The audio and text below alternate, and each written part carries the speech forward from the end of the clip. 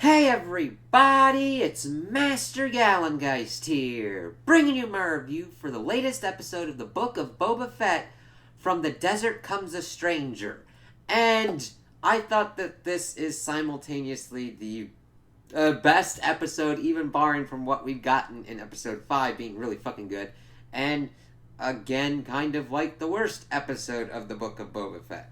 And the thing is, you're probably looking at me like, what the fuck are you talking about? How confused are you?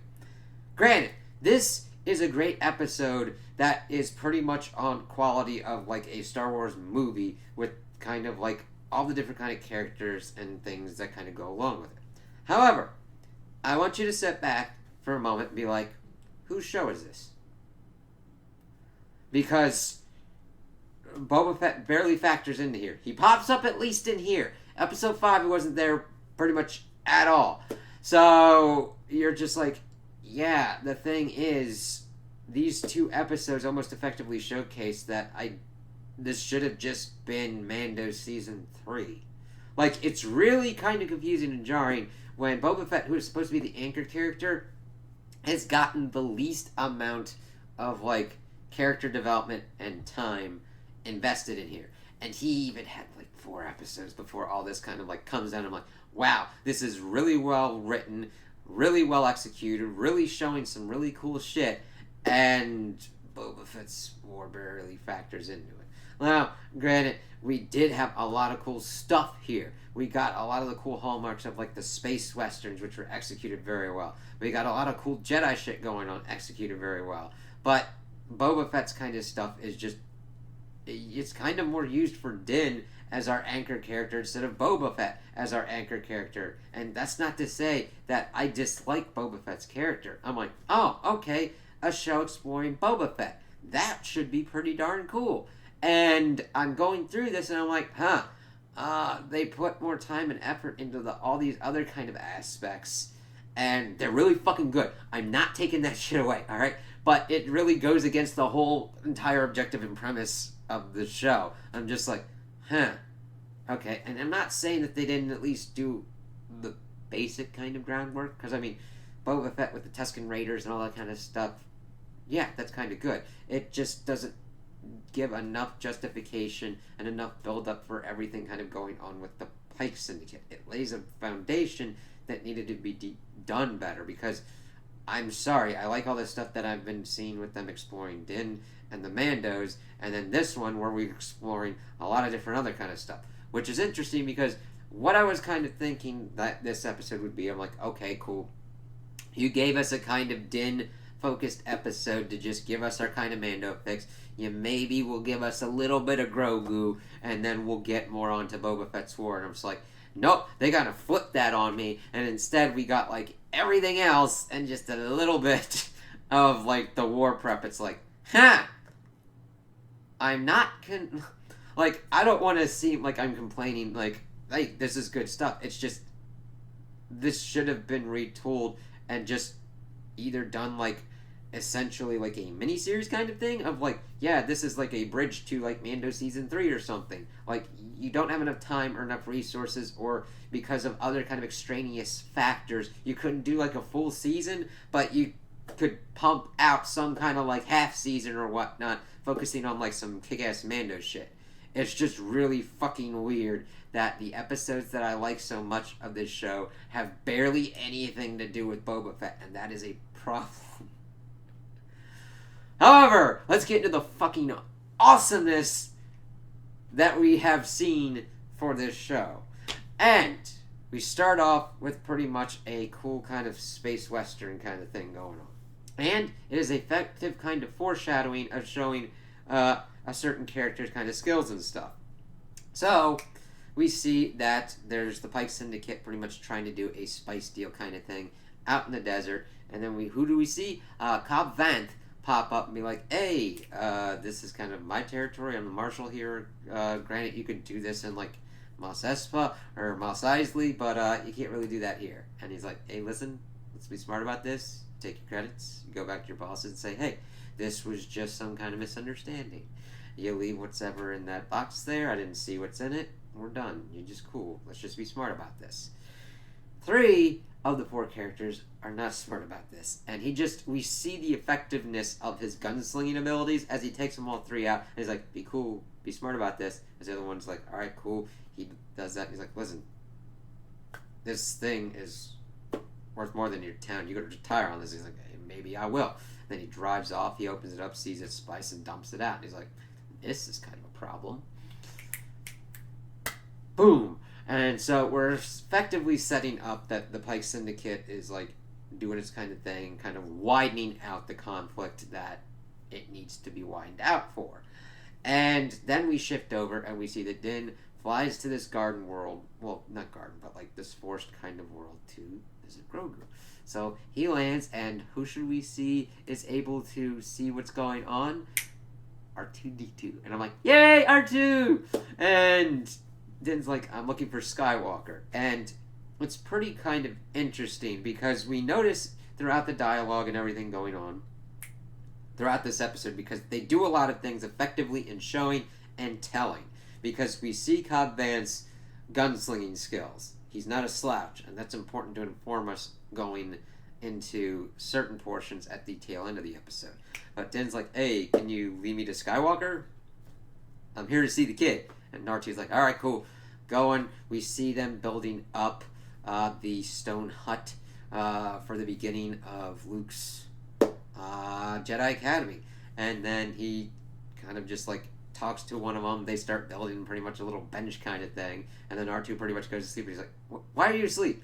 Is that a bench? Alright, fine, cool, whatever. So he then pretty much takes a nap. And he's just lying there trying to figure out kind of what's going on. And then interspersed throughout the rest of this kind of deal is we see Luke Skywalker training Grogu in the ways of the Force. And this is so well done and just piggybacks off of the awesome display that we had seen at the end of Season 2 of Mando, where we saw Luke Skywalker utilizing the Force and his lightsaber abilities to help. And throughout this episode, you see Luke's face. Their ability to recreate Mark Hamill around the time of Return of the Jedi is great. Now,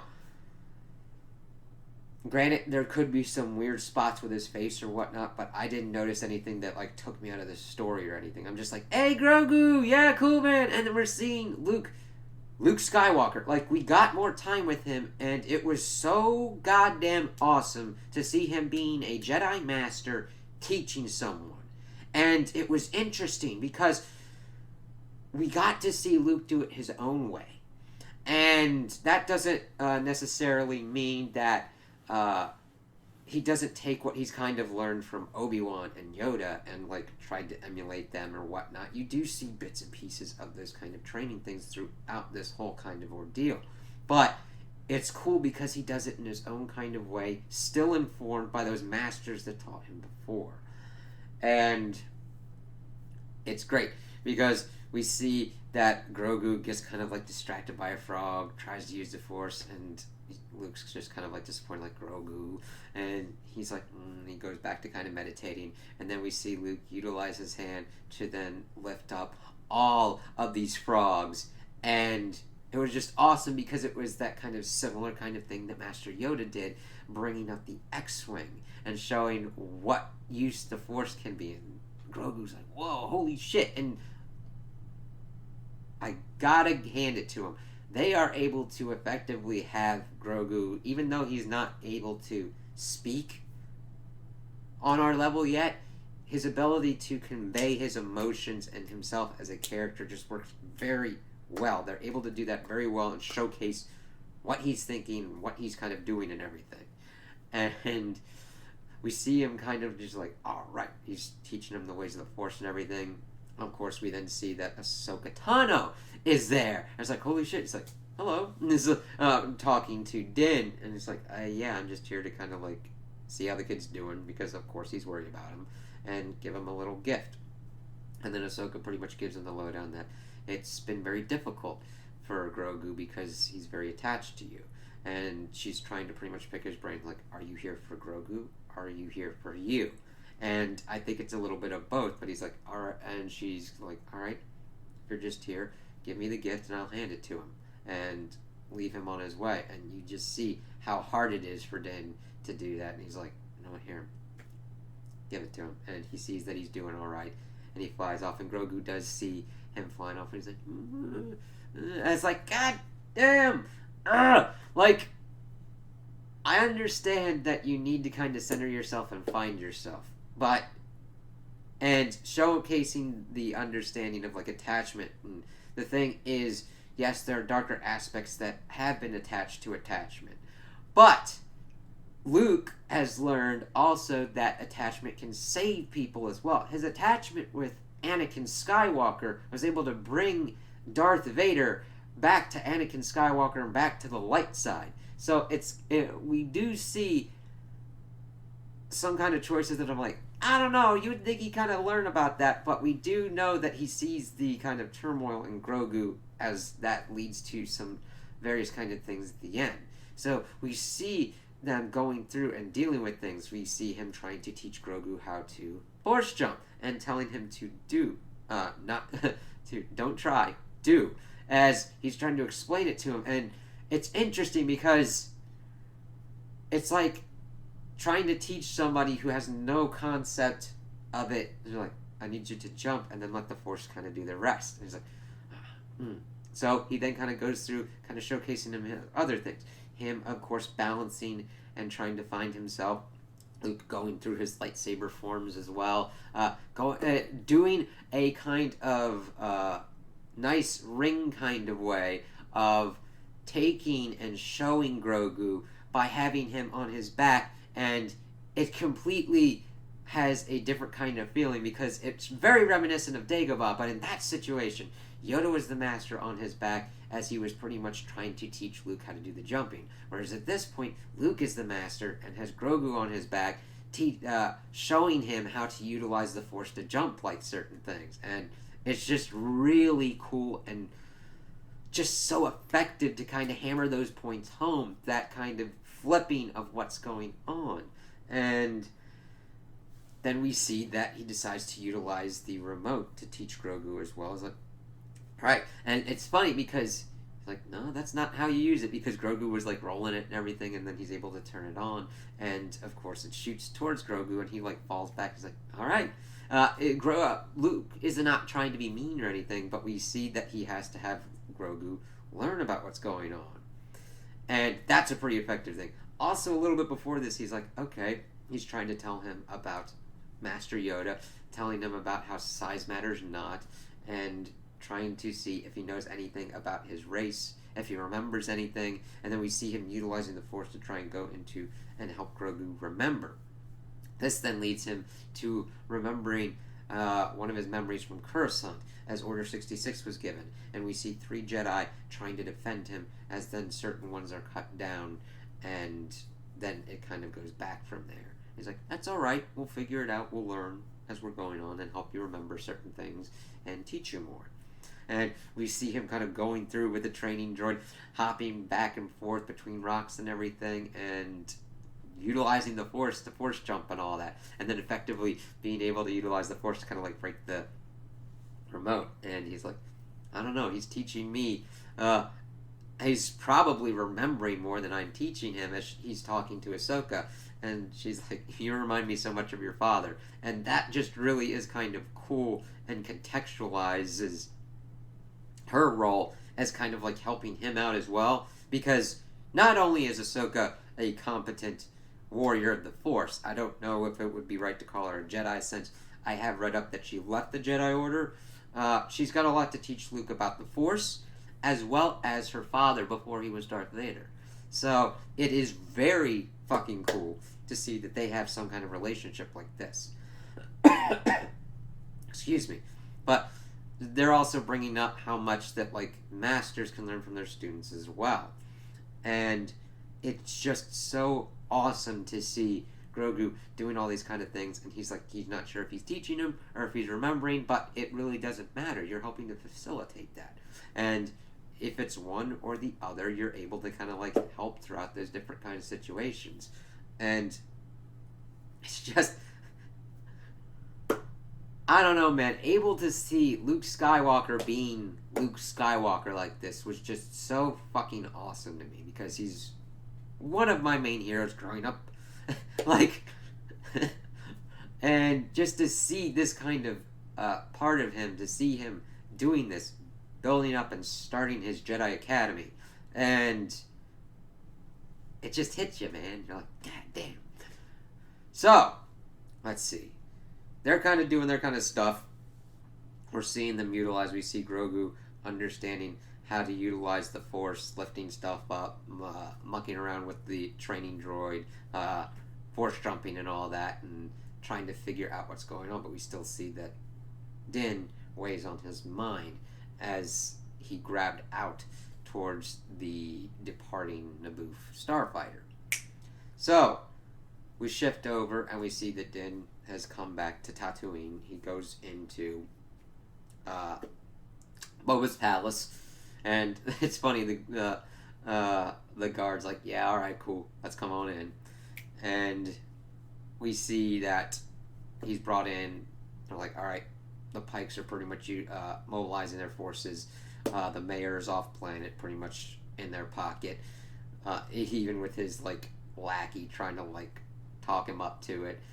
Most of the other places have stayed neutral, and that they pretty much need more muscle. It's like even with the Mando and with Chrysanthemum and the rest of them involved, they still need kind of more muscle because this is going to be a war, and they are outnumbered.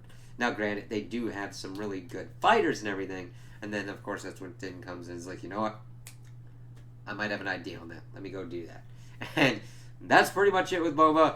And then we go, Din flies his starfighter to, of course, Cobb Vanth. It's like, yeah. We also see him kind of like flying by as we see the Jawas with kind of like the crate dragon skull being like, hey, Vendo, how you doing, my friend? As they're kind of like waving at him, and it's like, alright, cool. So he lands out and he gets accosted by the deputy being like, you can't park your starfighter there. And then Cobb Vanth's like, calm down, man, calm down. Hey, man, what's going on? He's like, hey, let me buy you a drink. And then, of course, lays out the situation. We learned that the town has renamed itself Freetown, and that they don't think that it involves them. Cobb, of course, is a little bit more open-minded, still trying to be kind of tactful, but the bartender's like, who cares about the Pike Syndicate? Who cares about Boba Fett? Why should we be involved in this? And the thing is, Din starts rightfully laying out, it's like, they're gonna want the whole planet. Like, it's the nature of that kind of expansionist kind of thing of like, okay, yeah, they'll come here they'll take Mos Espa first, then they'll try and put themselves completely squarely in like Mos Eisley or whatnot, and then they're going to move towards the whole planet and just be like, because they can. So even though you think this isn't your problem, it will be your problem in the future if you don't nip it in the bud. And that's pretty much kind of what Din tries to lay out. Cobb's like, alright, I'll kind of see what I can do. I'll get back to you on it, pretty much. So, alright, cool. So he leaves, and then we see the eponymous stranger from the title kind of pop in. It's like, who's coming in here? What's going on here? And, of course, Cobb pretty much tells everybody to kind of get inside. Oh, there was a little bit where he's like, hey, do you miss your armor? It's like, hey, where's the little buddy? Oh, we're kind of missing something, each of us, too. That was before they kind of went for the drink. But I kind of like that. It's like, hey, even all these other people that Din has crossed paths with, were kind of taken with Grogu and wondering what's going on with him. But we see that somebody's coming from the desert, and then they start having everybody kind of like go inside and everything. And we see that it is a hatted stranger with this coat and everything. It's like, holy shit, that's Cad Bane. Now, granted, even though I haven't watched a lot of Clone Wars and everything, I understand the importance of having Cad Bane in here. And I have to give them props for essentially setting up a good, the bad, and the ugly reference situation, because Cad Bane very much has a motif similar to Lee Van Cleef's character in The Good, and The Good, the Bad, and the Ugly. And it's like, holy shit. So he pretty much comes and it's like, all right, listen, whatever Boba Fett's paying you guys, we'll double it just for you to stay out and be neutral. So evidently the Pike Syndicate just wants to go and take down Boba Fett, and they're going to be paying to keep everybody as neutral as possible. Which is interesting because normally you would probably think that you would be paying them to kind of like help you fight on their side. But these people are just like, no, we're going to pay you to just completely stay out of it. And Cobb's like, I don't know about that. And of course, his deputy starts getting kind of like hot-headed. He's like, you get the fuck out of here, pretty much. And the thing is, Cobb is he's more worried about his deputy than himself. And we see that Cad's like, yeah, I'm going to take you down pretty much set an example. But the thing is, Cobb tries to like draw on him first to pretty much, he goes a little bit too fast. And the thing is, we know he's pretty good, but he knows that he needs to try and get Cad down before he could take out his deputy. But he's not fast. He's not in the right frame of mind because he's not completely focused on what he's doing. And Cad like shoots him in the shoulder and then kills the deputy and then moves on. And it's like, shit, Cad Bane in this shit, motherfucker! And I was like, holy shit, I was not expecting this. And they just did it so well because you have that tension going on throughout, and it's effectively done and shown and like built upon. Because it is very hard to get that kind of tension. You're like, what's kind of going to go on? What's going to happen with these characters? And then we see one dies and everything, and they're like helping him out. It's like one bartender's like, well, looks like this is our problem. And I was like, yeah, exactly. Now, granted, since there's so short of an episodes, it's kind of funny that it has accelerated that point where you're like, yeah, I told you it'd be coming to your town, and it did. So, that definitely would probably push them to kind of have the Freetown people to help them, since they sent like an experienced bounty hunter to pretty much try and have them shake them in their boots. And I don't know about you, but in my town, I wouldn't take that kindly. So, we will have to see how that kind of works out. Cobb isn't completely out of commission, since it looked to be more just a shoulder wound, because Cad knew what he was doing. He essentially knew that he was going to be a leader, wasn't going to martyr him, but he was going to make an example of the deputy, because he probably didn't want to get in a straight-on gunfight with Cobb. I don't know if he could sense that kind of thing, but he probably wanted to just be like, I'm going to hurt you, and I'm going to kill that motherfucker. And that will show an example to keep you out of what's going on, because it would be worse. However, it would have the opposite effect probably. And they're like, you killed one of our own. Now we gotta answer your ass.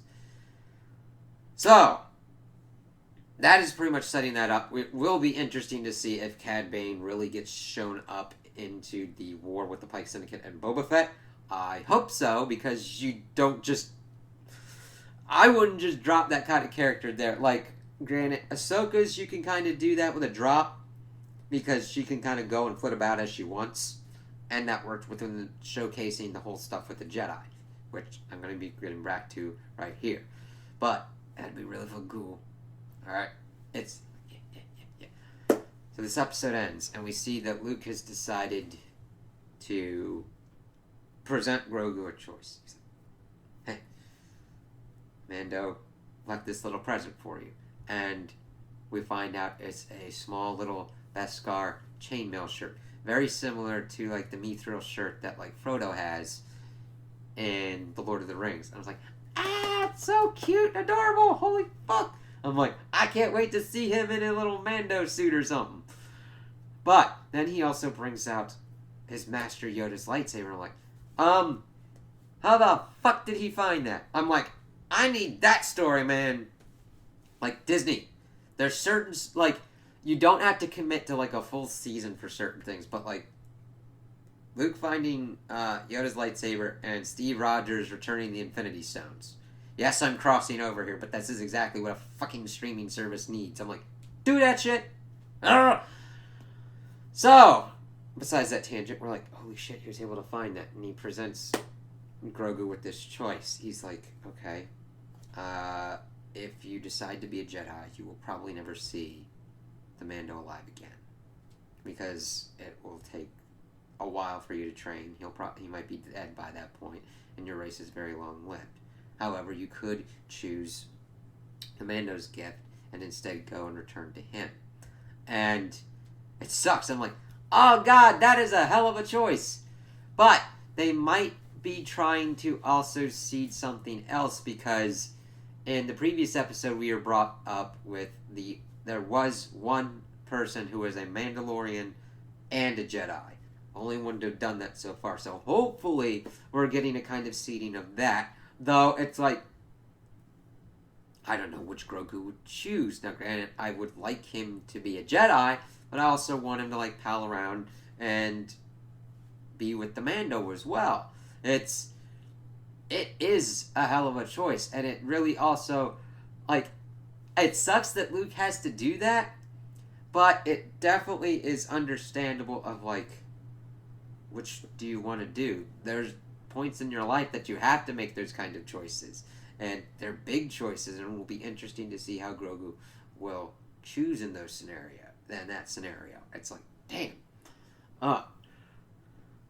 And granted, the thing is, I'm also kind of like having Luke from the expanded universe, because he did allow attachments there, and I'm just like, it's interesting to kind of see him be very adult and very much a Jedi Master of like, listen, I'm not going to force you to be a Jedi if you don't want to be a Jedi.